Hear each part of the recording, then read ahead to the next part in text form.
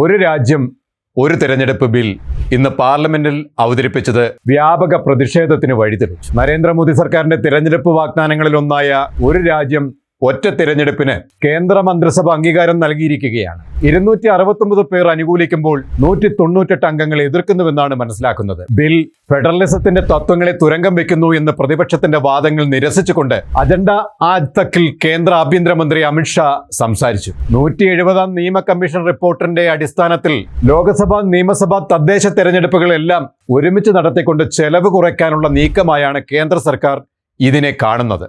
പക്ഷേ നിലവിലെ സംവിധാനം ഭേദഗതി ചെയ്യുമ്പോൾ പലവിധ ആശങ്കകളും നിലനിൽക്കുന്നുമുണ്ട്. നിലവിൽ വ്യത്യസ്ത കാലയളവുകളിൽ തെരഞ്ഞെടുക്കപ്പെട്ടിരിക്കുന്ന നിയമനിർമ്മാണ സഭകളുടെ കാലാവധി എങ്ങനെ ഒരുപോലെ അവസാനിപ്പിക്കുമെന്നതടക്കമുള്ള ചോദ്യങ്ങൾ ഇപ്പോഴും ബാക്കിയാണ്. ചെലവ് കുറയ്ക്കൽ മാത്രമാണോ ഇതിലൂടെ ലക്ഷ്യമാക്കുന്നത് എന്ന ആശയം അവതരിപ്പിച്ചപ്പോൾ മുതൽ പലരും ഉന്നയിക്കുന്നുമുണ്ട്. ഒട്ടും പ്രായോഗികമല്ലാത്ത ആശയമാണ് ഇതെന്നാണ് മുഖ്യ പ്രതിപക്ഷ പാർട്ടിയായ കോൺഗ്രസ് വിമർശിക്കുന്നത്.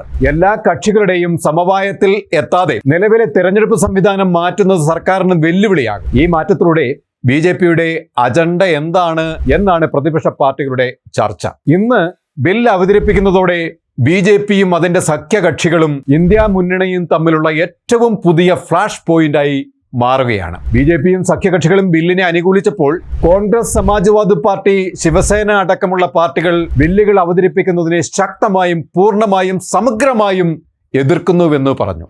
രാജ്യത്ത് ഏകാധിപത്യം കൊണ്ടുവരുന്നതിന് വേണ്ടിയുള്ള BJPയുടെ നീക്കമാണ് ബില്ലെന്ന് സമാജ്വാദി പാർട്ടി MP നരേന്ദ്ര യാദവും ആരോപിച്ചു. ബിൽ നടപ്പിൽ വന്നാൽ രാജ്യത്ത് സംസ്ഥാന തെരഞ്ഞെടുപ്പ് സമ്പ്രദായം അട്ടിമറിക്കാനും അതുവഴി പ്രാദേശിക വികാരങ്ങളെ ദുർബലപ്പെടുത്തുമെന്നും സ്റ്റാലിനും തുറന്നടിച്ചു. എന്തായാലും ഭരണപക്ഷം കൊണ്ടുവന്ന ഒരു രാജ്യം ഒറ്റ തിരഞ്ഞെടുപ്പ് എന്നതിനെ ശക്തിയുക്തം എതിർത്താണ് ഇന്ത്യൻ മുന്നണി ബില്ലിനെതിരെ നിലകൊണ്ടത്. മോദിയുടെ ഭരണകാലത്ത് ചിലവ് ചുരുക്കലും വില കുറയ്ക്കലും പൗരാവകാശ സംരക്ഷണവും ഒക്കെ പറയുന്നുണ്ടെങ്കിലും നേരെ വിപരീത ദിശയിലാണ് BJPയുടെ ഭരണമെന്ന് പ്രതിപക്ഷം കുറ്റപ്പെടുത്തുന്ന വേളയിലാണ് രാജ്യത്തെ ആശങ്കയിലാഴ്ത്തി ഒരു രാജ്യം ഒറ്റ തിരഞ്ഞെടുപ്പ് എന്ന ബിൽ അവതരിപ്പിക്കപ്പെട്ടത്.